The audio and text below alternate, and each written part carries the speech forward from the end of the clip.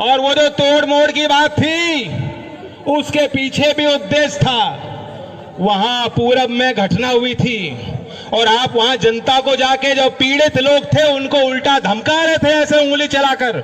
इसलिए मैंने उस आवेश में आकर, यहाँ पश्चिमी उत्तर प्रदेश की धरती है, यहाँ के लोग बहुत सहन कर लेंगे लेकिन अन्याय सहन नहीं कर सकते, उस बात को याद, इसीलिए मैंने वो बात कही थी उंगली तोड़ने की। लेकिन बाबा जी, योगी जी ने तो बात ऐसी ले ली, उन्होंने उंगली नहीं ना जाने क्या क्या तोड़ने की रणनीति वहां बना रखी थी, साजिश रची हुई थी, एक सुनियोजित साजिश थी। लेकिन मुख्यमंत्री जी, बाबा जी, योगी जी, बहुत नाम है आपके,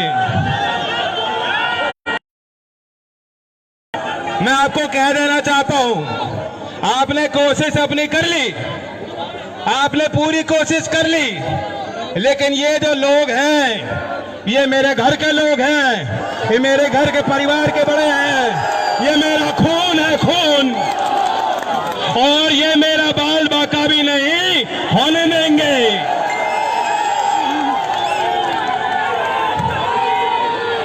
मैं ये भी साफ कह दूं, बात मेरी नहीं थी, हमारा उद्देश्य क्या था, क्यों हम वहां गए थे। चौधरी चरण सिंह जी ने हमें सिखाया था, उन्होंने आपको हाथ पकड़ के सिखाया था, किसी दबे कुचले के साथ, गरीब के साथ कभी कोई अन्याय सहन मत करना, उसके साथ खड़े होना। क्या दोष था? वहां कांग्रेस पार्टी का नेतृत्व गया, उनको रोका गया, बदतमीजी की गई। तृणमूल कांग्रेस के सांसद वहां गए, उनके साथ बदतमीजी बदसलूकी की गई। समाजवादी पार्टी के नेता गए, वहां गुंडों को तैयार करके उन पर पथराव कराया गया। और जो मेरे साथ हुआ वो तो देख लिया आपने।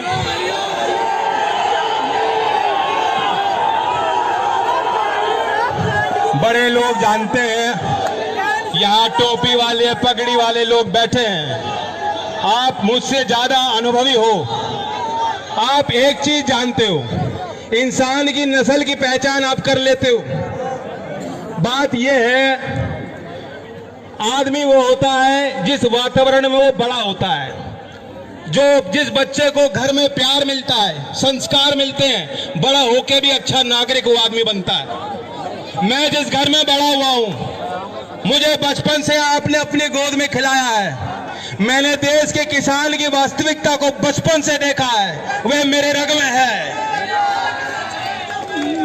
बुआ जी को आपने करीब से देखा, सरोज बुआ जी आपको याद होंगी, ज्ञान बुआ जी आपको याद होंगी, आपको दादी जी याद होंगी, जब चौधरी साहब डांट के चाहे भेज दिया करते थे, दादी जी आपको बुला के पुचकारा करती थी, याद है कि भूल गए?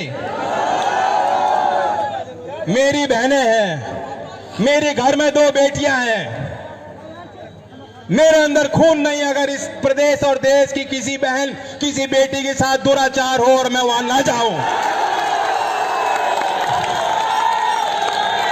ये इंसानियत है, हमें ये इंसानियत जिंदा रखनी है। क्या गुनाह किया था?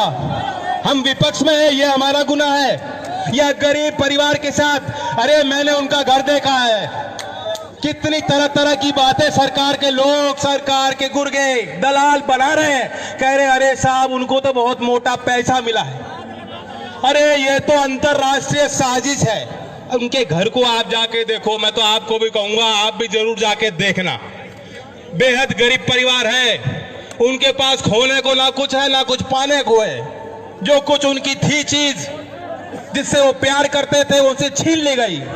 और ये कौन से संस्कार होते हैं कि रात के अंधेरे में बिना पिताजी के, बिना माताजी के, बिना भाइयों के आप चिता को आग लगा दोगे, कहोगे ये तो हमारी मजबूरी थी। बताओ, यहाँ हिंदू मान्यता के भी लोग हैं, सब धर्मी लोग हैं, सब विचार के लोग हैं, लेकिन मैं पूछना चाहता हूँ, इतना ज्ञान तो सभी को है, चाहे आर्य समाजी हो चाहे कोई और, हम तो आर्य समाजी हैं, हमें मालूम है। क्या इस बात को ठीक मानते हो, वैध मानते हो?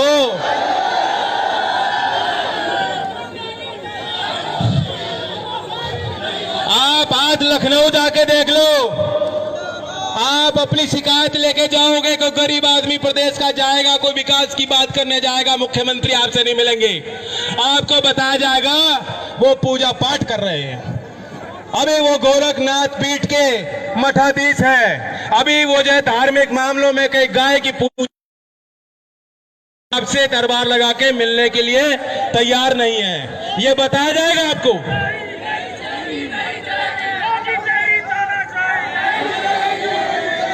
और वह आदमी जिसको धर्म का इतना ज्ञान हो, जिन्होंने वेद पढ़े हो, उन्हें ये नहीं मालूम कि रात के अंधेरे में चिता को आग लगाना कितना बड़ा पाप है। योगी जी को सारा मालूम है। ये सब इसलिए किया गया, रफा दफा किया गया, क्योंकि वह चाहते हैं कि दबाया जा। वे नहीं चाहते, सच्चाई पे पर्दा डालना चाहते हैं, और कोई कारण नहीं है। आपको मालूम है, आंकड़ों को देखो, आंकड़े।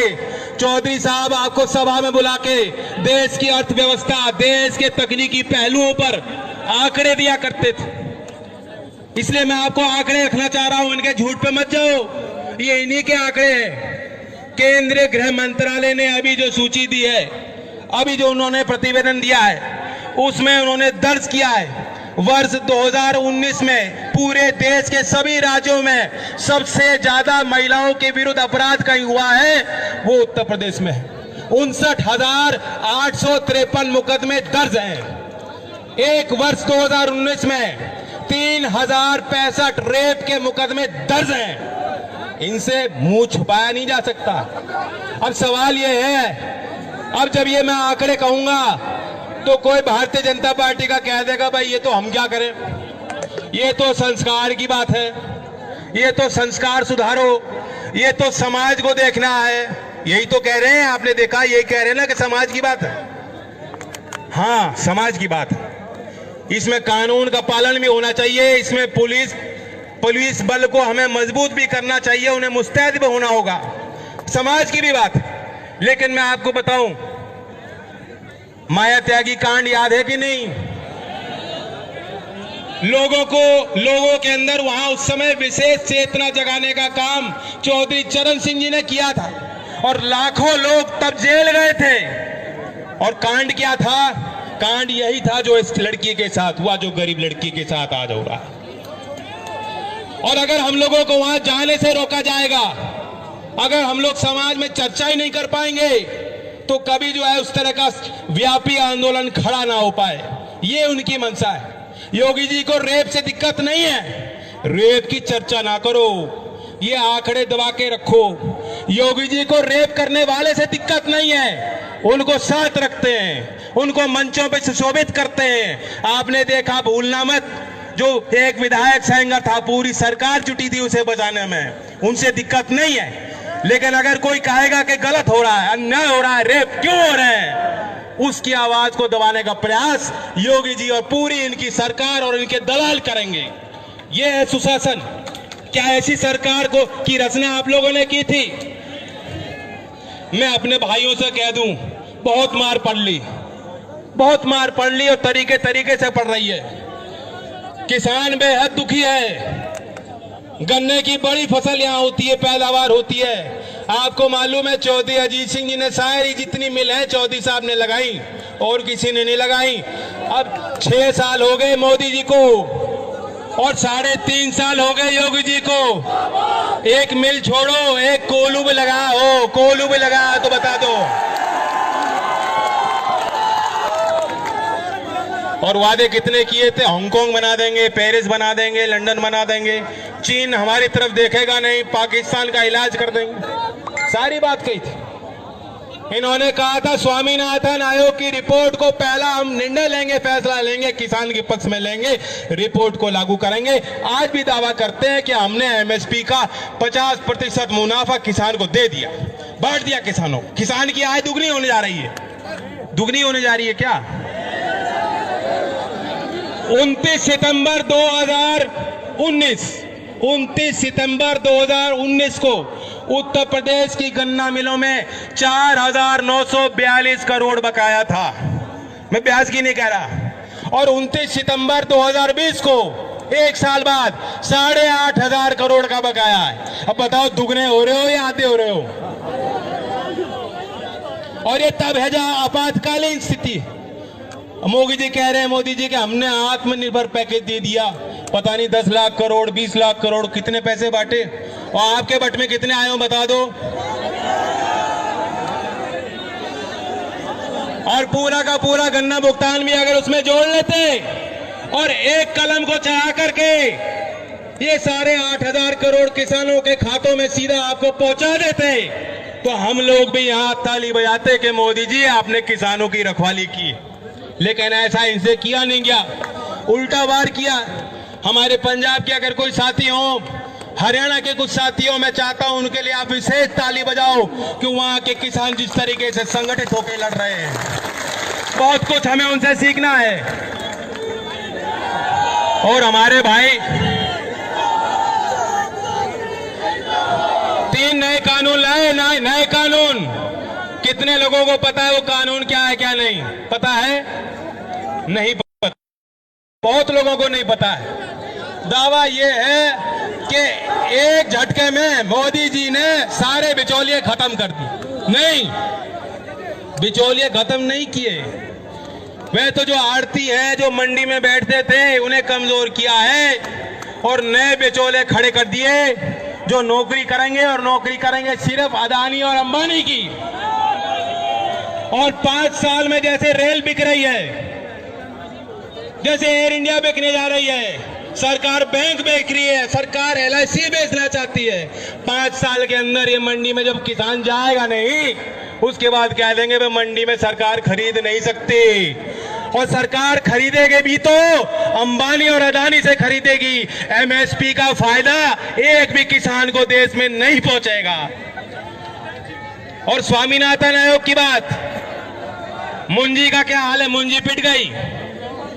अगर C2 + 50% का फॉर्मूला इन्होंने लगाया होता, लागू किया होता, आपको 630 रुपए अतिरिक्त MSP में मिल गए होते।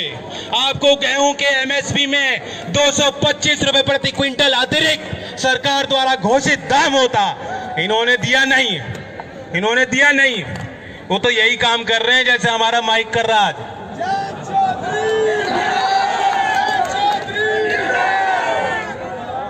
बहुत बात हुई है, सवाल ये है अब आपको जागने का वक्त। मुझे कोई फर्क नहीं पड़ता। मैं तो अपने भाइयों को कहना चाहता हूं, बहुत से लोग जो आज आए हैं, हो सकता है पिछले चुनाव में वे साथ ना रहे। बहुत से लोग दूसरे दलों में हैं, उनकी भावना जुड़ी है, वे आहत हुए। मुझे कर्नाटक, ओडिशा, विभिन्न राजनीतिक दलों के नेताओं और कार्यकर्ताओं के लगातार संपर्क हो रहे हैं, फोन हो रहे हैं, कह रहे हैं गलत हुआ जैन, ये बहुत गलत परंपरा हो गई, आज तक कभी ऐसा हुआ नहीं। मैं अपने भाइयों को कहना चाहता हूं, मैं आपके तरफ हाथ बढ़ा के कहना चाहता हूं, अपने घर लौट लो, यहां आपका सम्मान होगा।